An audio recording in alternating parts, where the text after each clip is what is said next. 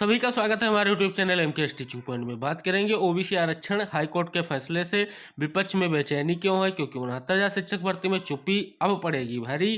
बड़ा सवाल, फैसले का भर्तियों पर क्या पड़ेगा असर। साथ में TGT PGT भर्ती चयन बोर्ड से महत्वपूर्ण खबर और वेस्ट बंगाल शिक्षक भर्ती घोटाले को लेकर के ईडी का बड़ा खुलासा। 1790 पदों पर भर्ती विज्ञापन, ओबीसी आरक्षण पर सरकार की अब सुप्रीम कोर्ट की तैयारी। तो सारी चीज़ों को यहाँ पर समझेंगे, जानेंगे। वीडियो में आप सभी लोग अंत तक जरूर बने रहें, जिससे आपको सारी चीज़ें जो है स्पष्ट हो सके। तो चलिए सबसे पहले हम बात करते हैं ओबीसी आरक्षण हाईकोर्ट फैसले को लेकर के, जो बहुत बड़ा कल का मुद्दा रहा है। ये आरक्षण मामला निकाय चुनाव को लेकर के था। इस पर जो आप सभी लोगों को पता है, सुनवाई होने के बाद 87 पेज के निर्णय में यह कहा गया कि सर्वोच्च न्यायालय द्वारा निर्देशित ट्रिपल टेस्ट के बगैर ओबीसी आरक्षण नहीं लागू किया जाएगा। कोर्ट ने SC ST वर्ग को छोड़कर बाकी सभी सीटों को सामान्य सीटों के तौर पर अधिसूचित करने का भी आदेश दिया। हालांकि न्यायालय ने यह भी स्पष्ट किया कि महिला आरक्षण संवैधानिक प्रावधानों के अनुसार दिए जाए। न्यायालय ने सरकार को निकाय चुनाव की अधिसूचना तत्काल जारी करने का आदेश दिया है। यह भी टिप्पणी की है कि असंवैधानिक आदेश है कि वर्तमान निकाय के कार्यकाल समाप्त होने तक चुनाव करा लिया जाए। यह निर्णय न्यायमूर्ति देवेंद्र कुमार उपाध्याय और न्यायमूर्ति सौरभ लवानिया की खंडपीठ ने जारी किया है।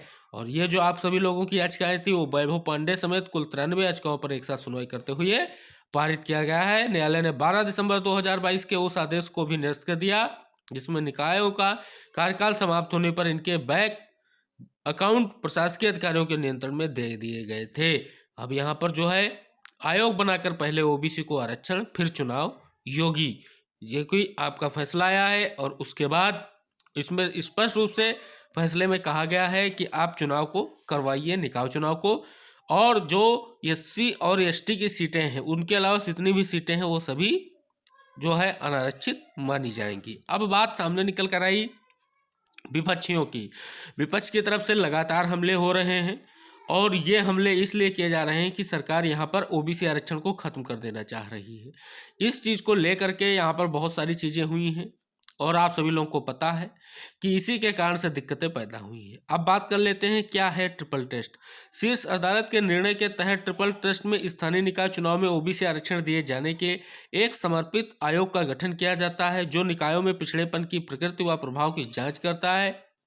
तत्पश्चात ओबीसी के लिए आरक्षित सीटों को प्रस्तावित किया जाता है तथा सुनिश्चित करना होता है कि SC ST या ओबीसी आरक्षण 50% से अधिक ना होने पाए।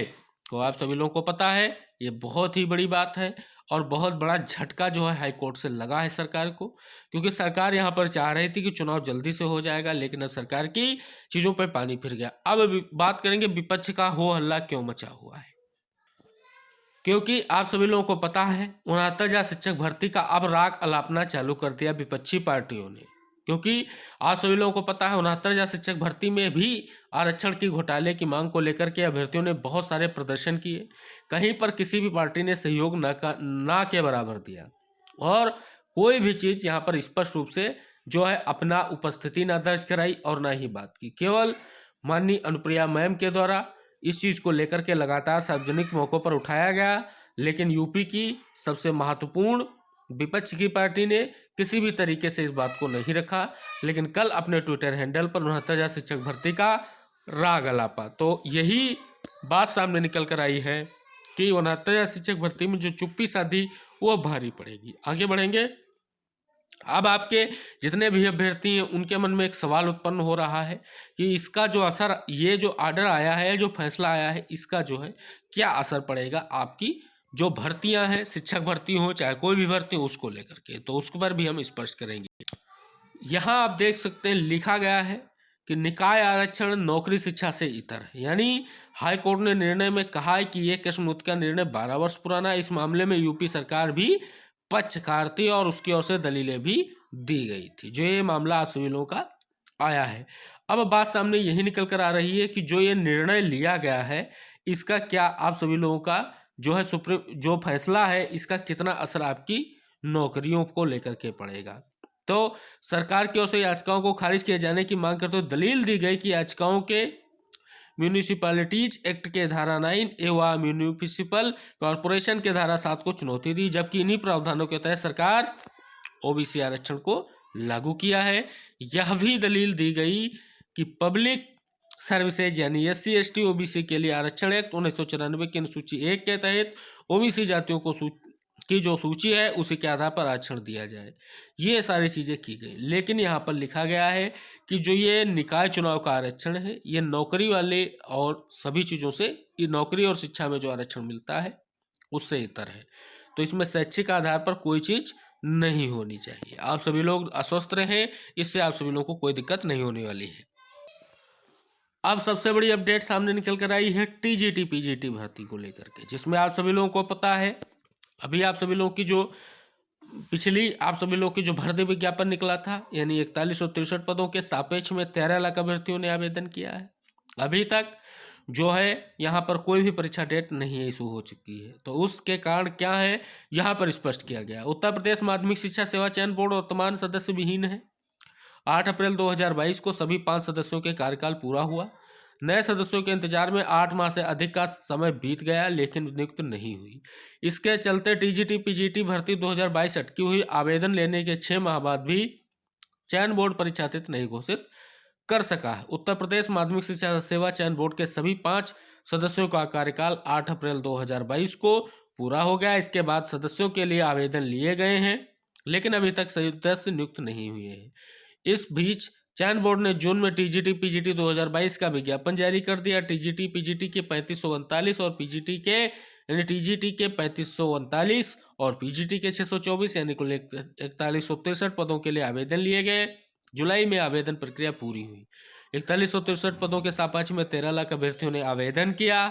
आवेदन प्रक्रिया पूरी होने के बाद से प्रतियोगी छात्र परीक्षा तिथि घोषित किए जाने की आस लगाए बैठे हैं और लगातार मांग भी कर रहे हैं। 2 ही मांगे हैं, या तो अध्याचन में और पद बढ़ाए जाए, या तो पोर्टल खोल करके पदों को बढ़ा दिया जाए, या तो फिर परीक्षा डेट घोषित की जाए। तो बहुत बड़ी अपडेट। अभी भी आप सभी लोगों को इंतजार करना पड़ेगा, जितने भी TGT PGT भर्ती 2022 से संबंधित अभ्यर्थी हैं। अब बहुत ही इंपॉर्टेंट अपडेट, पश्चिम बंगाल शिक्षक भर्ती घोटाले की जांच कर रहे प्रवर्तन निदेशालय ने दावा किया कि 2012 से 2022 तक सिर्फ प्राथमिक शिक्षा के क्षेत्र में 500 करोड़ रुपए से अधिक का घोटाला हुआ है। सभी लोग आप देख सकते हैं, ED ने जांच में यह भी पाया कि 2011 में तृणमूल कांग्रेस की जीत के अगले वर्ष से ही शिक्षा क्षेत्र में घोटाला शुरू हो गया। इसका सूत्रपात कोलकाता के एक शिक्षक प्रशिक्षण केंद्र की स्थापना से हुआ, जिसके अध्यक्ष तृणमूल कांग्रेस के प्रभावी नेता थे। इस मामले में पश्चिम बंगाल प्राथमिक शिक्षा बोर्ड के पूर्व अध्यक्ष मानिक भट्टाचार्य को गिरफ्तार किया गया। ED के मुताबिक सिर्फ शिक्षकों की नियुक्ति ही नहीं, बल्कि निजी DLED कॉलेजों के अनुमोदन, लाइसेंस नवीकरण, छात्रों की ऑफलाइन और ऑनलाइन भर्ती भी रिश्वत ली गई। बहुत बड़ी अपडेट। अब बढ़ेंगे 1790 पदों के भर्ती विज्ञापन की बात। बहुत ही महत्वपूर्ण अपडेट, राजकीय शिक्षा महाविद्यालय सोसाइटी मंगलवार को हुई शासी निकाय की बैठक में नर्सिंग सेवा पर नियमावली को मंजूरी दी। इसके पहले चरण में स्वशासी चिकित्सा महाविद्यालय में 1790 स्टाफ नर्स की भर्ती की जाएगी। यह प्रक्रिया 3 माह में पूरी होगी। इसके बाद हर साल 2000 कर्मियों की भर्ती होगी। बहुत बड़ी बात सामने निकल कर आ गई है। अगली अपडेट, आप सभी लोगों को पता है OBC आरक्षण पर जो फैसला आया हाई कोर्ट का, उसके खिलाफ सरकार उच्च न्यायालय यानी सुप्रीम कोर्ट की तरफ जा रही है, उच्चतम न्यायालय की तरफ। लेकिन यहाँ पर आप सभी लोगों को पता है एक विश्लेषण कि शीर्ष अदालत में आसान नहीं है सरकार की राह। क्या क्या चीजें हैं यहाँ पर स्पष्ट रूप से लिखा गया है कि विधेयक विशेषज्ञों का मानना है कि हाई कोर्ट ने सुप्रीम कोर्ट के आदेश की लाइन पर ही फैसला सुनाया है, इसीलिए शीर्ष अदालत में भी सरकार के लिए यह राह आसान नहीं होगी। सुप्रीम कोर्ट ने यदि अपना ताजा फैसला बदला तब ही सरकार को राहत मिल सकती है। तो यहाँ पर बहुत बड़ी अपडेट है। यहाँ पर आप देख सकते हैं विपक्षी पार्टियों की तरफ से लगातार सुर बदलते नजर आए हैं आरक्षण को लेकर के। तो आई होप अब जो चीज़ें आप सभी लोगों की भर्तियों को लेकर के या इस फैसले की आगे की जो संभावनाएं हैं वो बहुत ही प्रकट और प्रकल संभावनाएं हैं। तो आई होप आप सभी लोगों को ये चीज़ें स्पष्ट हुई होंगी। अगर स्पष्ट हुई है तो वीडियो को लाइक शेयर करें, चैनल को सब्सक्राइब करें। फिर मिलते हैं किसी महत्वपूर्ण खबर के साथ। तब तक के लिए जय हिंद, जय भारत।